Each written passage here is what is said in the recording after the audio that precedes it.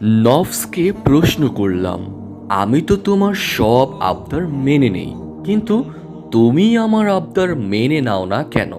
নফস উত্তর দিল, আমাকে কেউ হুকুম করবে এটা আমি মেনে নিতে পারি না। তুমি আমার আবদার মানো, সেটা তোমার দোষ, আমার দোষ না। তখন বুঝে নিলাম নফসের মতো ধোঁকাবাজ, প্রতারক, মিথ্যাবাদী, ছলনাময়ী আর কেউই নয়। আমি যার খপ্পরে পড়ে নিজেরই ক্ষতি করছি। আল্লাহুম্মা ইন্নি আউযুবিকা মিন শাররি নফসি। হে আল্লাহ, আমি আপনার নিকট আমার নফসের খোরাপি থেকে পানা চাই। আল্লাহ তাআলা আমাদের নফসের ধোঁকা থেকে হেফাজত করুন। আমিন।